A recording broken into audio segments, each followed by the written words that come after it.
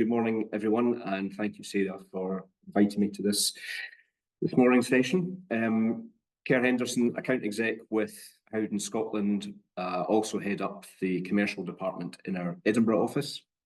I've been with the company for over 27 years, although the majority of that was with Bruce Stevenson Insurance Brokers before they were bought by Aston Lark, who were subsequently bought by Howden, all in a relatively short period of time.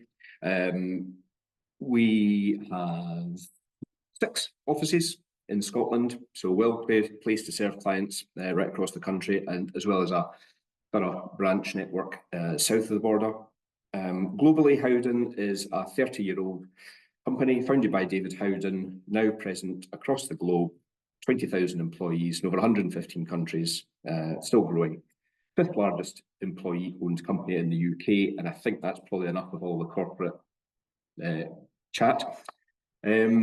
So as a background, we've got a long-standing association with owners of heritage properties, including building preservation trusts and individuals, and quite a lot of experience in arranging cover before, during and after the purchase of heritage assets. We've arranged cover for buildings of which there was not much left, the subsequent renovation works, and then the ongoing operation of the completed project. Some have been more challenging than others, but it's generally, it's always a privilege to be involved in these projects, particularly when you see it brought back to life, and especially when it's being restored to its original purpose. A couple that spring to mind: Nakando Wool Mill, Bowness Hippodrome. Been a real pleasure to work with these. So once all that's done, we then move on to considering what covers we need to consider for the ongoing operation of the property. And on top of that, we are now able to offer assistance and advice with risk management, which could be your health and safety, your fire risk assessment, security considerations, all these things that are just part of running an organisation. So why charities and others are purchasing churches? As Victoria mentioned, the Church of Scotland is actively looking to reduce its estate. Some figures suggest by 20 to 30%, but I don't know that that's set in stone. Dwindling congregations, increased maintenance, repair costs, they're simply not sustainable. Whilst the church buildings themselves are the biggest burdens, manses and church halls also feature on the Church of Scotland property website, which is akin to a estate agent's website just now, but that's the nature of it. And then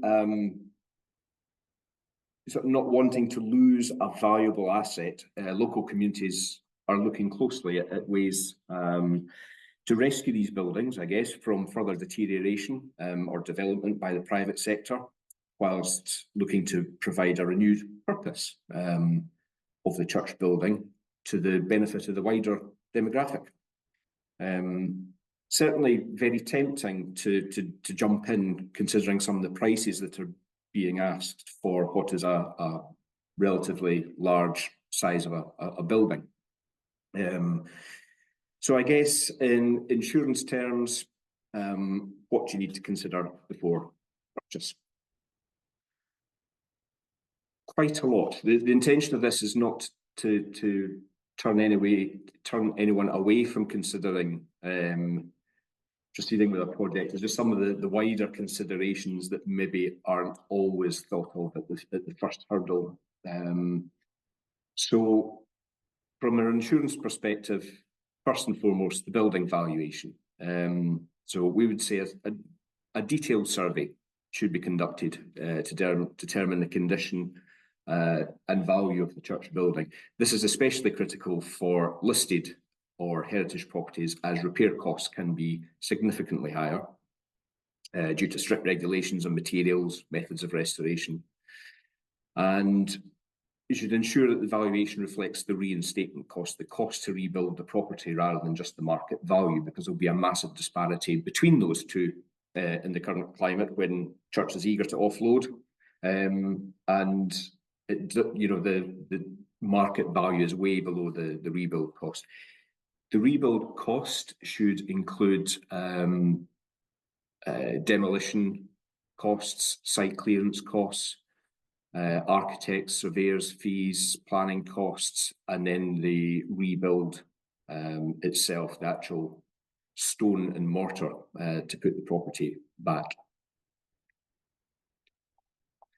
Consideration should be given to the listed status, so confirm whether the church is a listed building and understand the obligations tied to maintaining such properties, which may include restrictions on alterations, repairs, demolition of part of it, which could impact insurance premiums and future costs. And following on from that, is specialist listed building insurance required? The reason I say is that, I mean, insurers will say, yes, we can, or no, we can't insure listed buildings. And increasingly, they're becoming more particular about what they will and won't cover. And a large part of that is because grade A listed buildings or grade 1 listed in England can probably are more likely to have lots of hidden costs when it comes to repair, rebuild, etc. So insurers are a fairly pessimistic bunch and like to shy away from it if it's too speculative. A specific listed building policy will include additional covers such as planning costs. So it might give you an extra 20–25% of an uplift in your building sum insured if, for example, there was a fire or a flood that perhaps rendered a 1960s extension on the back of the property unrepairable, so it has to be demolished. Local authority comes along saying, well, if you're rebuilding that, planning legislation's changed since 1960, whenever, this is how you need to rebuild it. That could cost more money and not be reflected in the rebuild cost that was previously in the survey. So there are policies available with that uplift. Change of use, almost inevitably there's going to be a change of use from the building's previous use as a place of worship to the community-based scenario. So that may impact the building's insurance classification. Insurers will need to understand the intended activities. So community classes events to assess the risks properly. Some insurers may require risk assessment for the intended use to determine appropriate cover. It may be that, or we've seen a number of organisations acquiring a property, keeping it running until the major works start to get to their end use. So what we would say is at the outset, make sure that we know that what that end use is, not just the bit in the middle. The bit in the middle is very valuable because the property is not completely unoccupied whilst it's in use, and that can make a difference to your insurance costs as well. So it's being fully making the insurance company and the broker fully informed of the intentions and how the property is going to be used.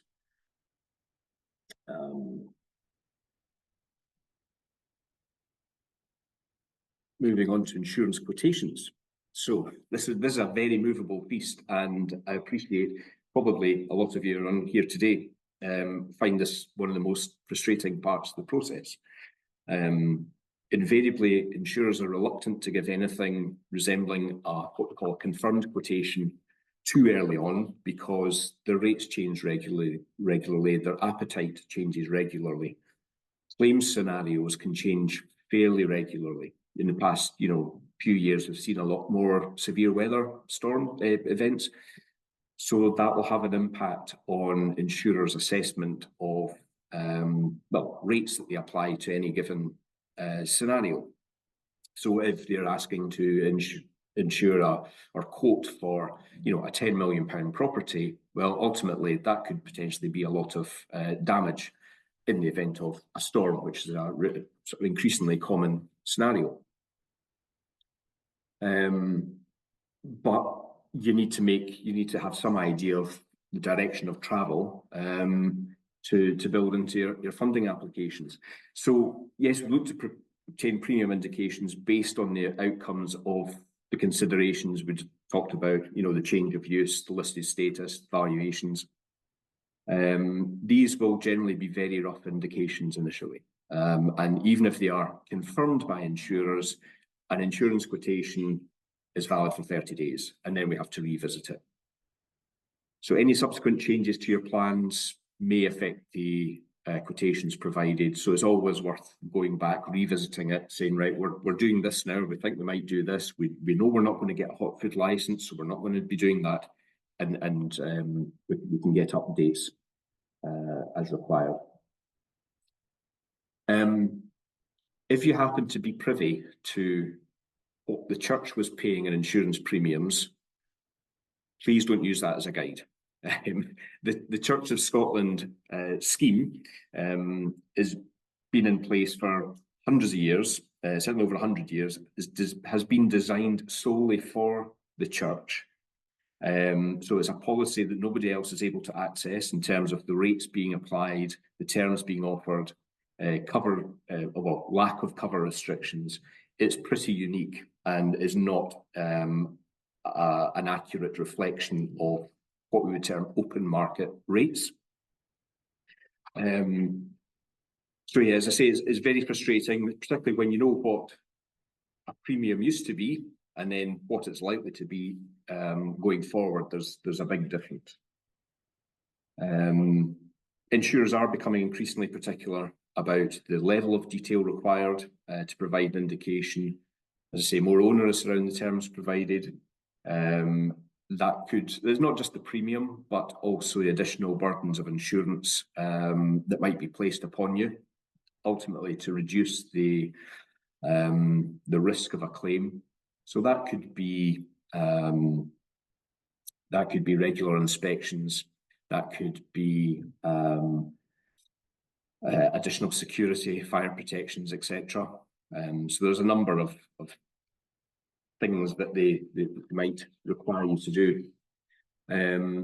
Additional insurance may be required for proposed repairs and renovations, depending on your plans for the buildings and the condition in which you're acquiring the building. The extent of that additional insurance will depend largely on the cost of the project, the renovation project. So known as contract works or contractors all risks cover. The basis of cover, as I say, will depend on the value of the proposed works. Generally, we see these being arranged in joint names of the employer, which is the new owner of the church, the charity, the trust, and the contractor. So the reason that they arrange it that way is so that in the event of a claim, there's not a long protracted argument between different insurers about who was responsible for the loss. It's a policy that exists solely for that project. So it keeps any negotiations to a minimum, and it's just a case of getting on with the job. The policy, the insurance cover for the existing structure remains in place. As an aside, and then the contract works policy is arranged for the duration of the project. Usually it has to get extended multiple times. And the intention is that the day before handover, if there was a large loss, fire, flood, what have you, the sum of these two policies together should put back the property in the condition it was in immediately prior to the loss. Once the work is complete, then you move on to a full commercial type policy with a full reinstatement value. Depending on the condition of the church, it may be that you choose not to insure the buildings. It's a bit of a contentious one, this, but you could, for example, if it's not grade A listed or grade B listed, or listed at all, it could be that it's in such a poor condition that actually when you take it on, before the contractors go on site, you only want to cover property owner's liability. So that's injury, damage to third-party property or persons as a result of going onto the site and sustaining damage. It could be that you want to up the cover a little bit from property owner's liability and insure it on removal of temporary costs as well. So were anything to happen to it, usually it's restricted to fire, then at least a policy is there to have the site cleared and made safe, and then you move on. That all largely depends on, as I say, the condition of the church, any obligations on you to, you know, if it's grade A listed, we would certainly wouldn't recommend that, or grade B listed. We would recommend you go for the full cover, but you're not obviously obliged to. So there's other things to think about as well. Kind of called this during the purchase, but it is kind of just more things to think about before and during the purchase. So unoccupied property insurance, there's a gap between purchasing the church and starting your attended activities within the building. You may need that unoccupied cover, which kind of relates to what I was just talking about, the extent of the cover, but insuring the buildings for structural damage usually will be restricted to fire, lightning, earthquake and aircraft only whilst the building is unoccupied. Again, this largely depends on the condition of the building, where it's located and how much cover an insurer is comfortable in providing, given all these different factors. But they are at a higher risk of vandalism, theft, maybe weather damage that goes unnoticed for a period of time can lead to further damage. So it's reflected in the cost. So, you know, you get your basic fire, lightning, aircraft and explosion, earthquake, cover. And anything over and above that would be probably subject to fairly careful scrutiny from the insurers. Security, fire protections, generally we find that churches do not come fully fitted with monitored fire security protection systems, CCTV, etc., etc. So if there is to be a period of an occupancy, there are often requirements for, in the absence of these, windows, letterboxes to be secured, perhaps main services turned off unless it's to keep heating and prevent pipes from freezing. So again, it's just, you know, an additional burden that might come with, it might be the subjectivity of cover being provided. Inspections are also required to monitor the integrity of the building or the fabric of the building. Insurers would require signs of storm damage or water ingress to be investigated and repaired. Insurance policies don't cover losses arising as a result of a gradually operating cause. So your dry rot and damp wouldn't be covered if it's discovered, you know, several months down the line. So it's important to keep on top of the structure of the building. And employing advisors, professionals to do all the sort of the project management work, surveyors, architects, legals, etc., advising on the purchase and the subsequent works, ensure that they are covered, insured themselves to do what they're doing. So if that's providing professional advice to you, then professional indemnity insurance. If it's the contractors, if you're not having to affect a separate contractors all risk policy, make sure that the contractors are carrying adequate insurance, public liability insurance particularly, for the work that they're doing on your property.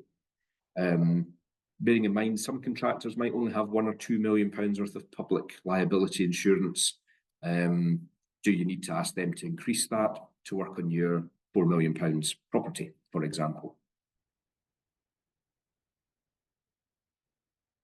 After purchase and beyond. So once the works are complete and the doors are ready to be opened, then we move up a gear onto a more comprehensive specialist commercial property insurance type policy.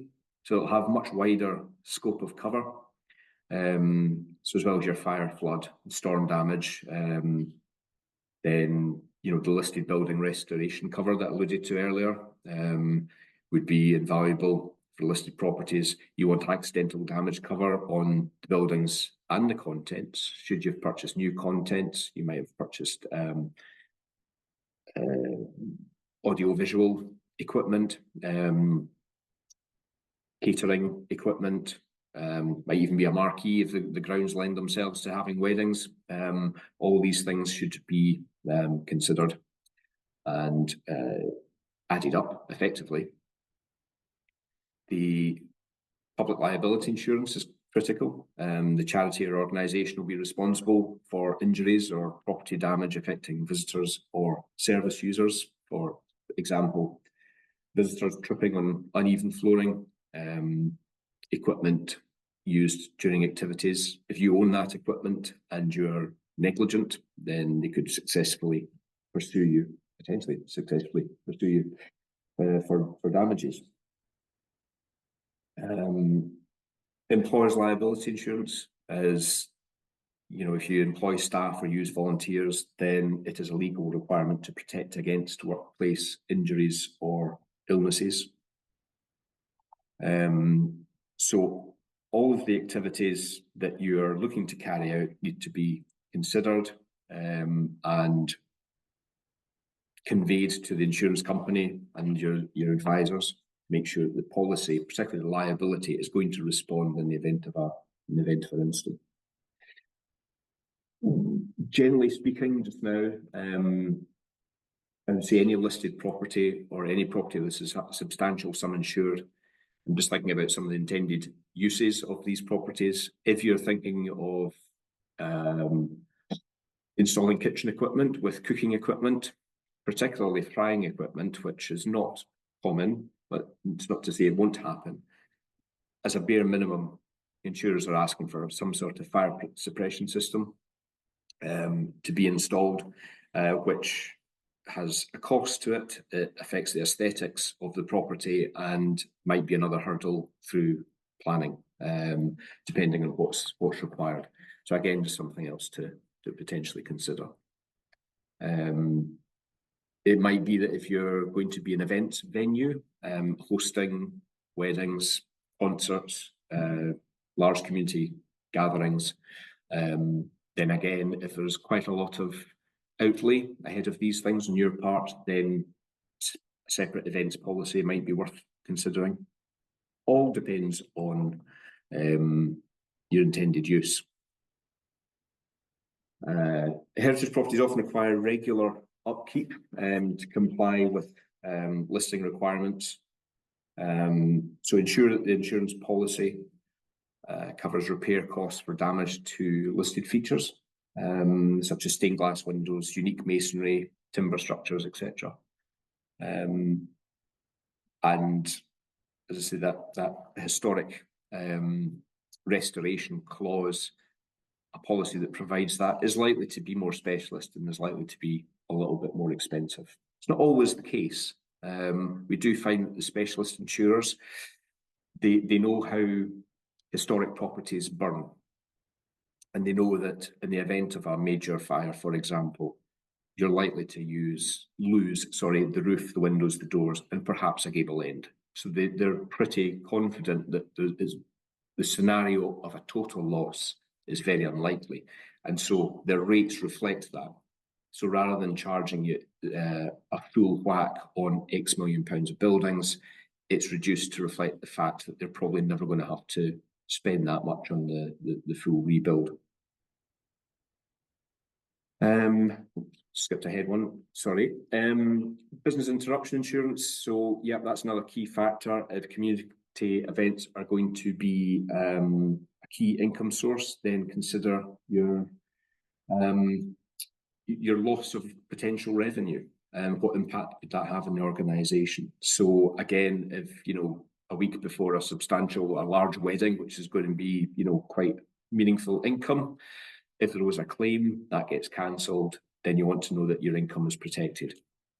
And then that allows the trust to carry on operating whilst the property is being repaired effectively. Another option, I really have skipped on the slides, apologies, my coordination is not great. So charity trustee insurance, for example. Some of these policies will build that in automatically, but ensure that trustees or board members of the charity are protected by trustee liability insurance. Covers claims against trustees for decisions related to the running of the charity. If you're set up as a limited company, then it would be management practice liability or directors and officers liability.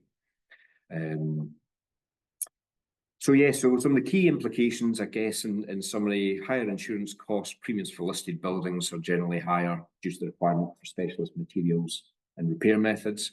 There's limited insurer options. It's not everyone's cup of tea, particularly for the listed status buildings, so we might need to approach specialist markets. Compliance risks, so failure to comply with heritage conservation rules can lead to fines, legal action, which standard insurance policies might not cover. On the health and safety piece, there's no legal requirement for a written health and safety policy for organisations with less than 5 employees, volunteers. It's recommended, however, that a thorough policy is implemented with risk assessments undertaken for all the activities being carried out. We would suggest anything more than basic maintenance, such as cleaning, is carried out by competent contractors with their own insurance.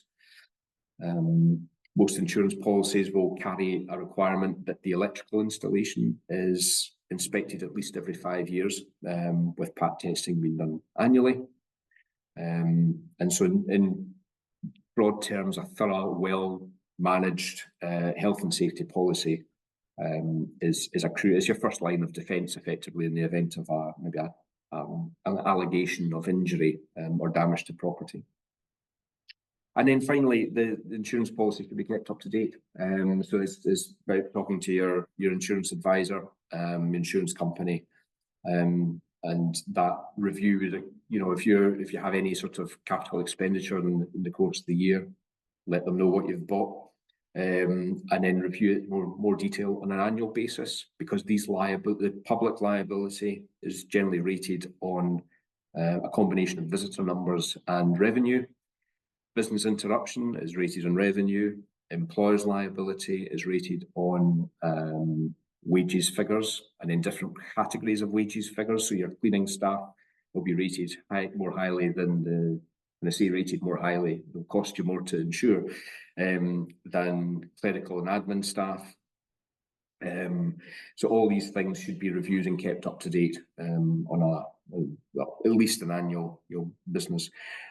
I suppose what happens if you don't do that, specifically for buildings and contents, if you find that in the event of a claim, those figures haven't been reviewed, then you could find yourself in a situation that claim is proportionately reduced by the amount of underinsurance. It's called average.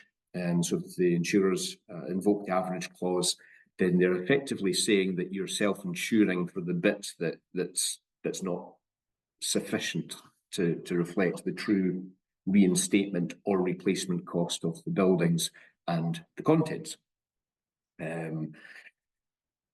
Again, some of the specialist insurers they'll send out their own surveyor to have a look, and if in their opinion the buildings are insured adequately, they will waive that average clause. They won't pay more than is noted on the schedule, but you'll not get penalised for underinsurance either. And hopefully that's a very quick whistle-stop tour of some of the things that you need to consider. Brilliant. Thank you so much, Kerr. I think I already want to watch the recording back. To absorb all that information is going to take me a little while. We do have lots of questions flooded, so let's dive in. We've got lots of questions here, some of which have been also sent straight to me. So I'm going to go in chronological order, and we'll get Kerr's views, but also Victoria might bring you in to give you. Yeah, sorry, I was just going to say there is one very fundamental question that I almost wonder whether I could jump the queue and ask it first, because it's about the starting point. And this is something that I'm often contacted about by people who, within a community, they're looking to acquire their church, and it is quite literally where to start with insurance, because you know, most of us were familiar about insuring our own homes, and we see the advertisements, we know what the high street insurers are, we can see the comparison websites, but quite literally, Kerr, where would you start, and would it ever be appropriate to go to a high street insurer that might also insure your home? Is that the place to start? I would suggest that the place to start is before you spend any money on any professionals doing anything to speak to the previous owner of the property. If you're looking to acquire it, who's insuring it or who's covering it, what insurance is in place and what values are in place. So even using that as a very rough guideline. So having the building's reinstatement value, observing the condition of the property. You know, if the roof is intact and there's no obvious signs of that, let's assume that it's in reasonable condition, and that's a starting point for getting a very rough premium. What I would say is that a lot of the high street type insurance companies are probably not geared to dealing with that specialist type of cover. In fact, I don't want to say that none of them are, because I don't know, but I would suggest that most of them operate on what we would call an e-trading system. So they can do your house, your car, they can probably do an office and, you know, a news agent, you know, a sort of package type policies that you chuck in the numbers and it spits out a premium and a quotation. What they will not have the resources to do is potentially come out and see the property, for example, to make their own sort of assessment, you know, before they then go to the market. So it's really, I guess a lot of this boils down to finances, and to start to see if a project is even viable. What is the insurance implications going to be? Because although the renovation works might be substantial, very substantial, the insurance costs are going to be your next biggest, if not the biggest, burden. So I think it needs a specialist broker, an insurer. Great. Thank you, Kerr. That's super helpful. So I've got a question here, Kerr, about active church buildings, and particularly one in England. And if there's anything different to think about their very active churches used for worship. And I'm conscious Church of Scotland, as you mentioned, all their churches come under their own insurance policy, but it sounds like this one here isn't covered by the faith organisation. Do you ever come across insuring buildings that are primarily used for worship? Personally, I do one or two, which are still used for worship, that are not part of the Church of Scotland. I do believe that Church of England or ecclesiastical insurance are the insurer for something like 99% of Church of England places of worship. So aside from ecclesiastical, I don't know what other markets would consider these types of buildings. Ecclesiastical is probably a prime example of an insurer who does have a specific interest and expertise in any listed property, any heritage property. That's their go-to thing. They know how to rebuild them. Some of them have been to ecclesiastical sort of claims conferences and things, because there was nothing else to do in a wet Thursday afternoon. And actually how they do it sets them apart quite significantly from a lot of insurers who might look to employ, you know, an all trades contractor. Now, if you're happy with the local all trades contractor to be able to repair your property, then fine. But if it's a grade A listed or grade 1 listed, then say they know how those buildings are affected in the event of fire, etc. Can't remember the major, I think it was National Trust in England, one of their major properties was left as a smouldering shell, and it was ecclesiastical, where the insurers, and they reopened a slate quarry in Wales just so that the same materials could be used to reinstate it. So that would be the go-to once the property is occupied. I think I saw something about defining occupancy, unoccupancy, particularly during the renovation process. That might be another question. But what I have found recently is ecclesiastical are becoming more particular about what properties they take on before the work starts. So they need a really, really long lead-in time and a significant amount of information to consider what we call that sort of the initial period leading into the contract works. Once all that's out the way and we've got a nice shiny building, their rates are very, very competitive. But we have found them being a little bit more cautious than they used to be when considering the risk before we get to that stage. So I think, in summary, I think the scenario for worshipping places that are still open for worship is very much similar. It's the same insurers that we would look to go to, because ultimately it's what happens if anything happens to the building. That's what you want to know is adequately covered and is going to be put back regardless of how it's used. Great. That answers my follow-up, because it is that thing of, if people are in there for worship 3-4 times a week versus community activity 3-4 times a week, in the insurer's mind, that's just people in the building using it, as long as it's innately more risky. Absolutely. Yeah, so we've got the building being used for its either intended purpose or its repurposed use. So it's occupied. It's open regular. There might be certain restrictions attached to that, as Victoria was saying, the open doors policy, for example. So the footfall is a good thing, because there's there's eyes and ears on the property.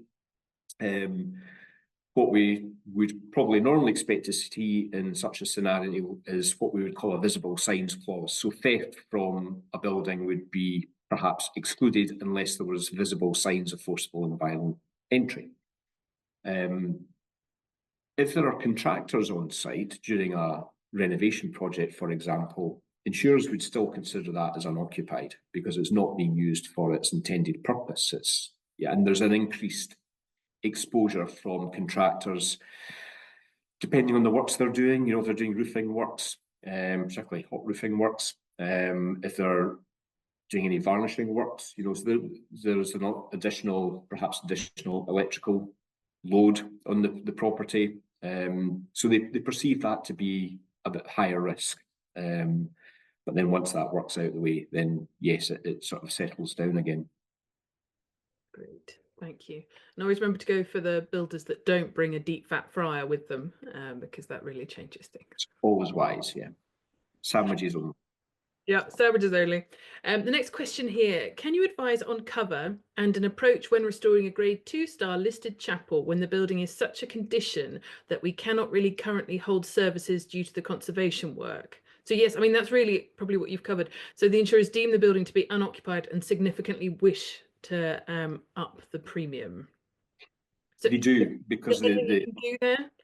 Yeah, there's the additional risks attached to it. They consider it's going back to this empty building scenario that is potentially open to the elements, but also open to vandalism, etc., etc. Theft of lead. I thought all the lead that was theft attractive had been done years ago, but no, they're still stealing lead from roofs. And I know there's Identidoct and such things that is effectively a DNA marking on that you can apply to it, but that's still happening. So an empty property, particularly in a remote location, might be deemed to be more vulnerable to such vandalism and theft of parts of the building. So in terms of the insurance cover, yes, the insurance companies themselves would be more reluctant to provide any broad scope of cover on that. It might just be property owner's liability only, so that the organisation is covering itself against, the kids on the roof falling through, etc., or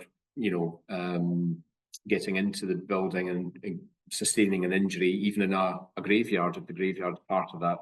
I don't know. A lot of the time we find that the graveyards are retained by the council, but it's just the church building that's the concern of the charity or the trust. So there are insurers that can provide cover, but it's very restrictive and it is very expensive for these reasons. So you're almost, in some respects, you're almost forced to consider a lesser cover, and property owner's liability is probably the bare minimum that you would get. And even then, depending on the condition of the building, it might still cost you £3,000–4,000 a year for a relatively modest, liability cover on a property. Next one up from that would be property owner's liability, then removal of debris costs. But if a building, removal of debris costs can still have restrictive circumstances, so it might just be that fire, lightning, explosion, and earthquake again. If the building doesn't have electricity, it's already saturated with damp, etc. What are the chances of fire? What are the chances of it being, destroyed by that? Perhaps malicious damage is effectively all you're covering.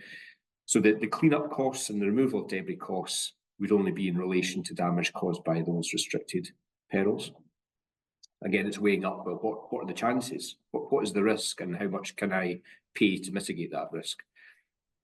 Great. And I'm conscious Victoria's added that in relation to site works that a number of grant bodies will consider that an eligible cost. So if you're looking at these projects and fundraising for that, then it's worth thinking about what is that insurance going to be whilst contractors are on site, in order to be able to factor it into your funding application earlier on, so it doesn't come as a surprise.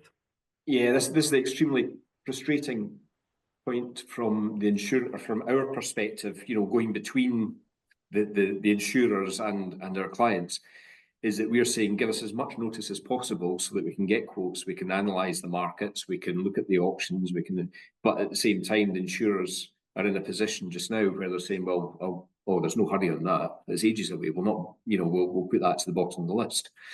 And so by the time that you get a response from it, is either very close to when the cover's required, or the rates have changed, the proposed works have changed, and you're almost starting again. So it's a bit of a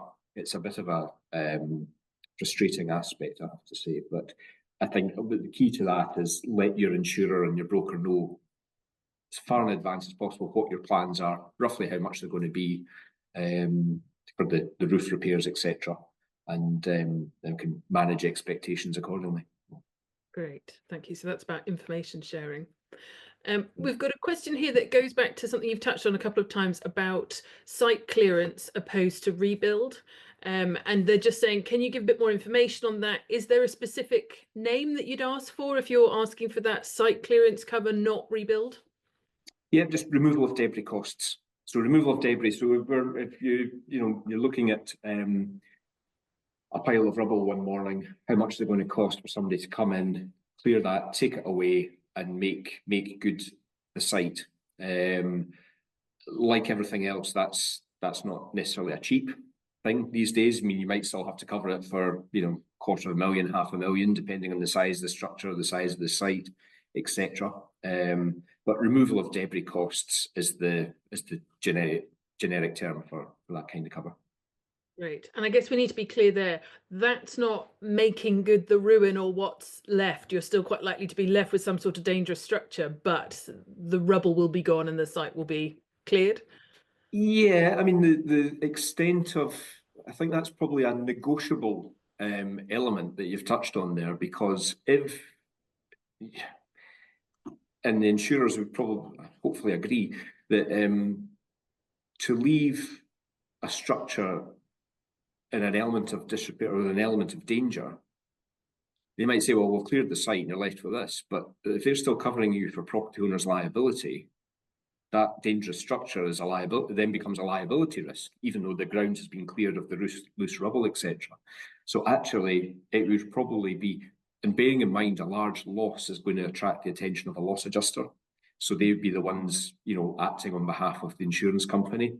So they would probably agree, and almost certainly would agree, that actually, providing that Historic England or Historic Environment Scotland permit it, then actually they'll take that structure down. Now, it could be that you have to reuse the stone in another structure, or to repair a boundary wall, or to repurpose it elsewhere in the community because it was part of a listed property. We don't know. But yes, the site should be made safe as well. Yeah, that's a really good point though, when we're talking about special structures that are traditionally built with valuable materials that are particularly valuable maybe to us and the community, if not valuable externally. So there are elements that you may want to hang on to, because yes, that could be a future community project there. I've got another question here. If the building is not listed or in a conservation area, is it possible to insure for rebuild as a modern kind of steel timber building rather than granite and slate? So it's not full replacement like for like, it's build us back a building that we can use. A very, very valid point. And it's one that I sometimes have difficulties getting insurers to see that argument, because they say, well, the purpose of the insurance policy is to put you in the position you were in prior to the loss. We're restoring your financial position. That's the sort of the fundamental purpose of the insurance. So to throw a curveball to say, well, actually, if it was more than 60% lost, and again, providing the authorities, the planning authorities and the heritage authorities allowed it, we would actually just flatten the site and build a new site, a new shell for our collection or to carry on our activities. That's going to be at significantly less cost. I couldn't stand here and say that every insurer is going to be agreeable to it. What I could say is you're effectively asking for, so rather than reinstatement, it's on an indemnity basis. So rather than saying, right, we want a £5 million reinstatement, so it's £1 million on an indemnity basis, and that's the maximum the insurers are going to pay out. I've not found an insurer yet that's happy to say, yeah, no problem, that's fine, because it's almost, well, if you insure, sorry, slight aside to that, what I have found in the past is where a property is insured on a rebuild cost, so it costs more from the outset to insure it that way, but actually it is totally destroyed. And actually, well, we don't really need that building anymore. It's kind of run its life. So then you have a cash settlement from the insurers, or again, you negotiate with the loss adjuster. Okay, so we need a building. We don't need that building, but we need a building. Can we rebuild in this style? Is going to cost less. They're going to say yes, and they'll probably agree a cash settlement. First loss cover is where you would maybe look at a structure that's not going to be completely destroyed, and again, it would still take professional consultation to say, right, okay, in the event of a loss, the most that you're going to lose is 60% of the value of that building, the reinstatement value. Therefore, we'll just insure for that 60%. Again, insurers are not keen these days because there's potentially hidden costs that only become apparent in the event of a claim. So they tend to shy away from that sort of basis of cover. In fact, some of them make it more expensive to insure on that basis, so that you're forced into insuring on a full reinstatement basis. There's no straightforward answer, unfortunately, for these things. Yeah. It all very much sounds like it's about discussion with your broker, with the insurer, about your situation. I'm conscious every building is different, and I know you and I have had this conversation before. There's the thing about, major loss of the building, but it's thinking about what is the likelihood that would happen, opposed to actually a tree falling on that bit of roof and it being a hole in the roof, and actually you do need that fixed. It's not, it's probably more likely that something smaller would happen, opposed to kind of a complete large scale element, which would change everything. And what you've mentioned there is probably the most common scenario, is that it's not a total loss, it's the partial loss. And if that partial loss, if the building's not adequately insured, that's where that partial loss becomes reduced by the amount of underinsurance, and it can still be a significant cost. It just means that if your £500,000 building is only insured for £250,000, and then you have a £20,000 storm damage claim because a tree's fallen onto the roof, then you're only going to get roughly half of that. It's very roughly how the calculation works. So it's important to keep the values up to date. Most policies will have index linking built into them as an inflationary protection. So every year they'll go up maybe 3-4% on average, but that's not necessarily adequate or reflective. You're doing very well here, Kerr. I hope everyone's managing to keep up. I'm trying. Victoria, is this sparking anything for you? Anything you want to add at this point? We'll give Kerr a break for a second.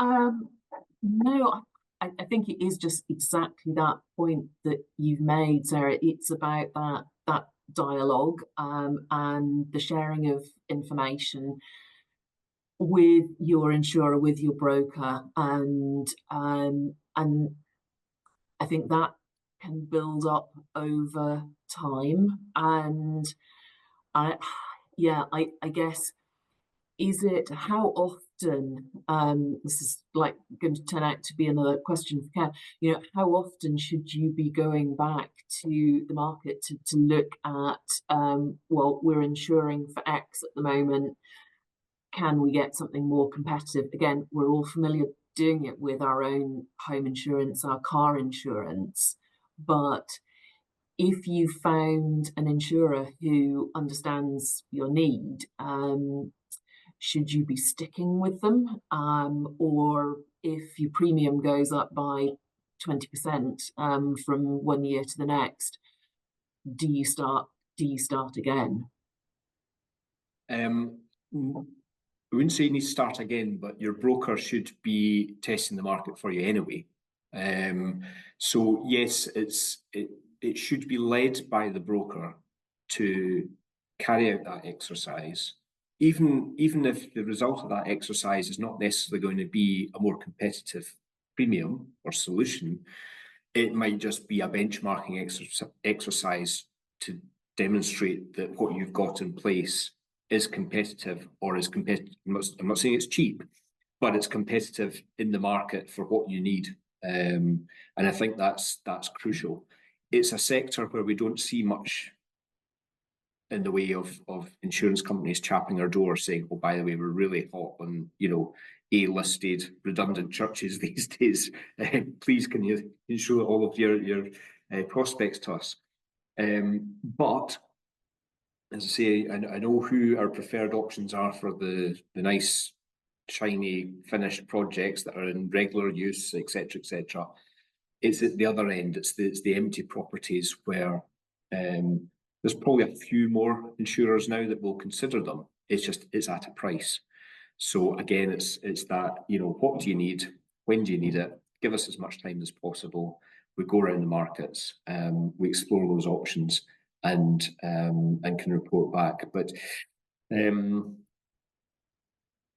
I would suggest, so what you don't want to do either is have a comprehensive marketing exercise carried out every single year, because then the insurance market gets a little bit turned off by the fact that, well, we've seen this again. We saw this last year. We saw it the last 2-3 years. We didn't pick it up then. We've not got any chance of picking it up now, so we'll just not quote. And so I think it's that there is certainly a degree of truth that you want to build a relationship with your insurer, because that sort of longevity does make a difference in the event of a claim. There's a degree of loyalty there, but at the same time, you need to test the market, and I would probably say that's a 3-year cycle, perhaps, where you go out and test the market. If anything happens in between times to suggest that actually ecclesiastical aren't as competitive anymore, let's try Viva or AXA, then a broker should do that. Great, thank you for that. Next one is looking, again, we're focusing on this unoccupied question quite a bit, just because it so often relates to churches. So there's a question here about getting more clarification on being unoccupied during the development and delivery phase. So I'm thinking here, this is a kind of capital works project, the development phase, they've got ownership, but maybe it's not a usable condition building yet, and therefore its doors are closed before the capital works project. Yes, that sounds right. Excellent. And I imagine it's being checked on regularly, but that's still unoccupied? Okay. Yes.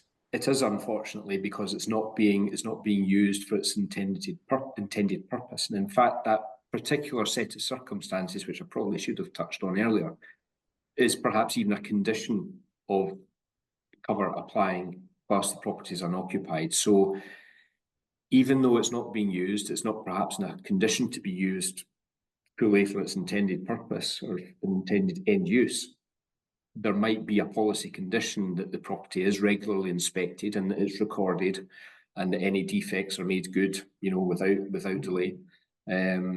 So sometimes that can be a weekly inspection, fortnightly inspection. It just depends. I think I maybe mentioned earlier that there might also be a requirement that main services are disconnected whilst it's unoccupied, particularly during November and March, for example. The water shut off and all systems drained down, depending on your own circumstances.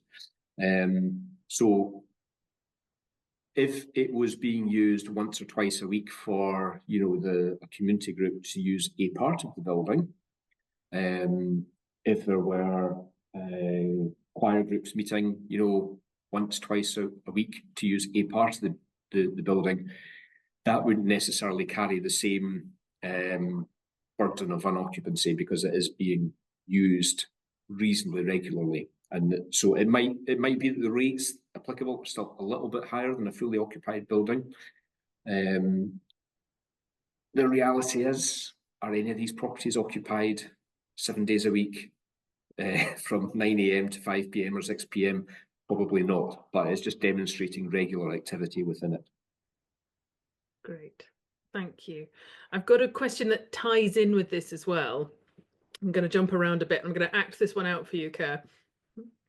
In order to satisfy the insurers that the building is occupied whilst restoration works are ongoing, we're considered cleaning and making good the area around the pulpit so that we can hold services for our very small congregation.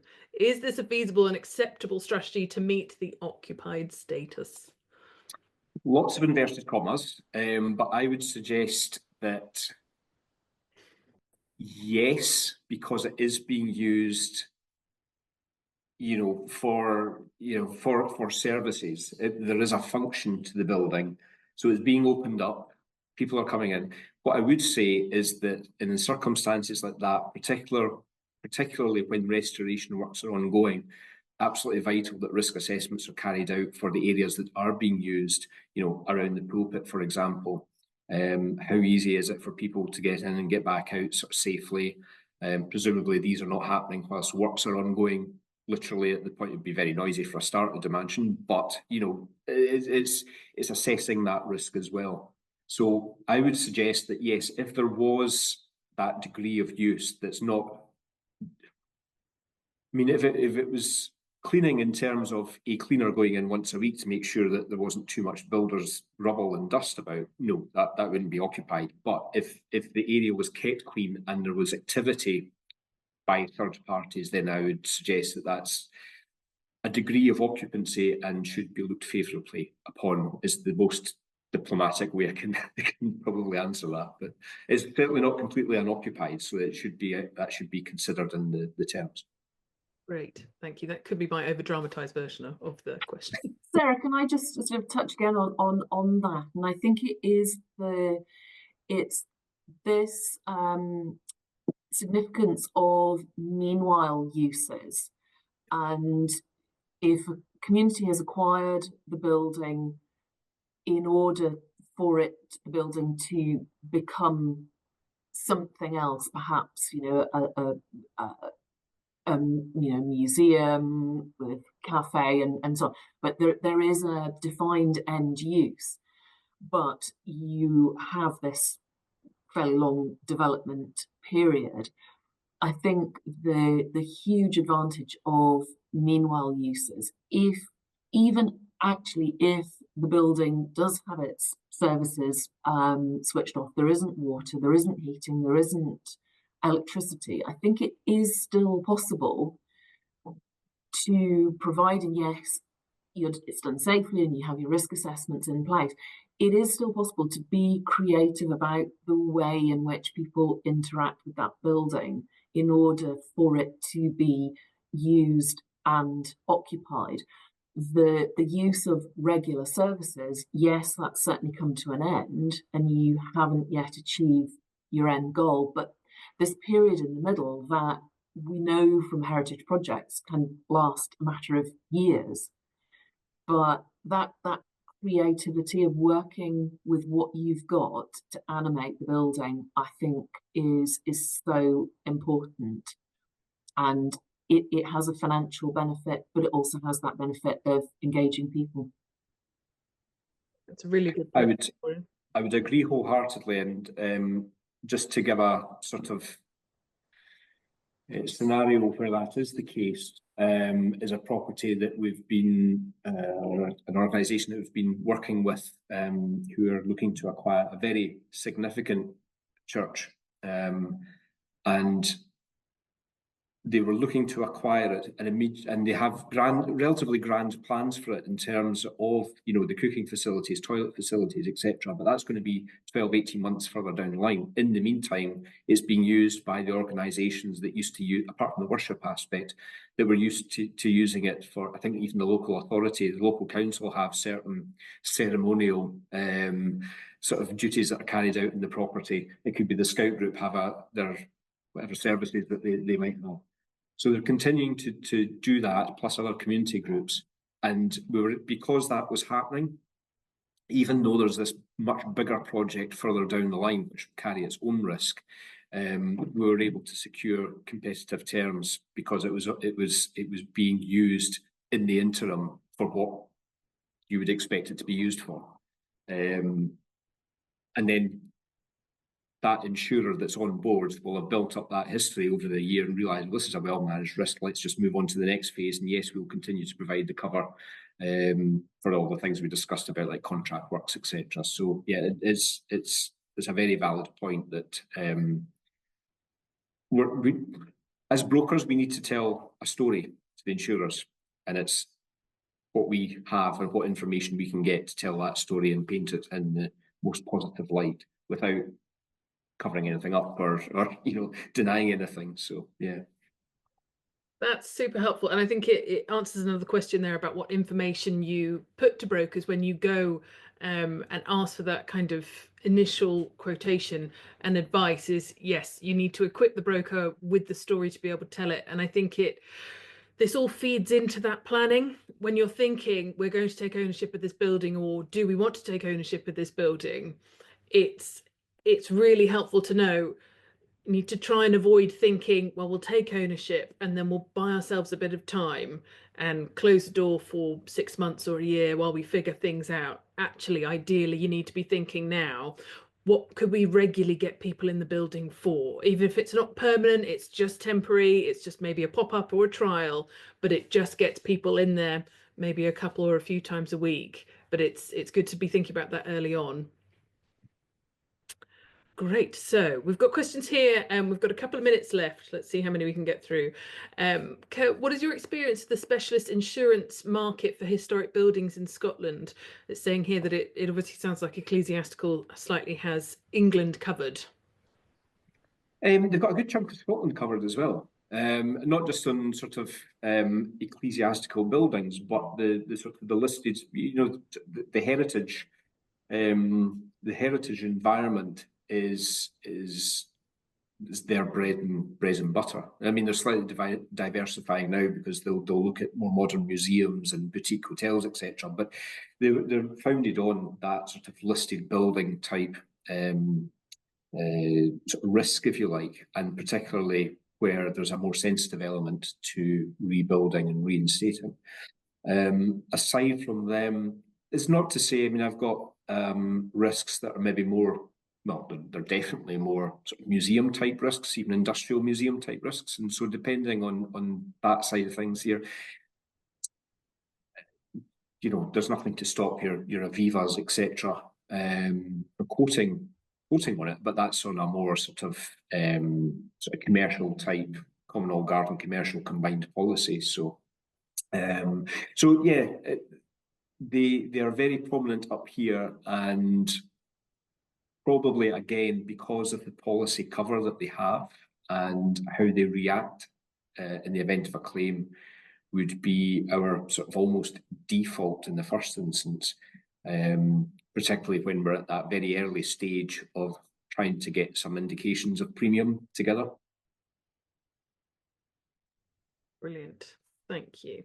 Let's see if we can squeeze in the last couple of questions. Are there any other activities or items that you recommend avoiding?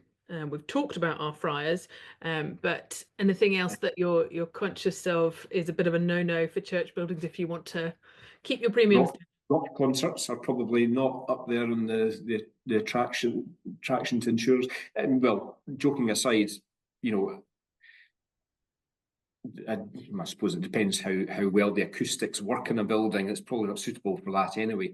If you're going to do sort of music events, for example, I would say aim for choral recitals or string quartets rather than bands.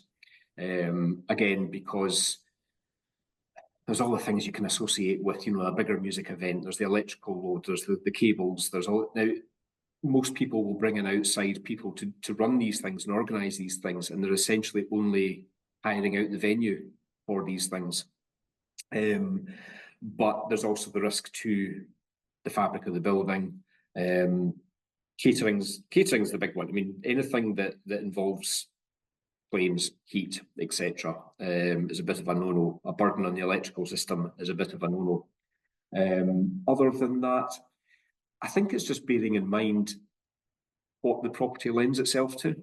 So is it suitable for these things that might be a fast earner? I mean, weddings probably are a great thing because, well, that's where people would have got married anyway. Now they can still get married in what was their local church. It's just not a place of worship anymore.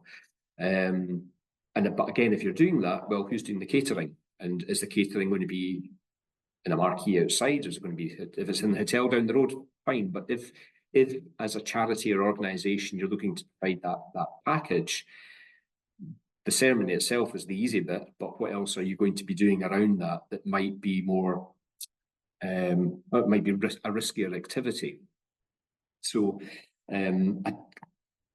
fireworks, probably don't do fireworks, especially indoors.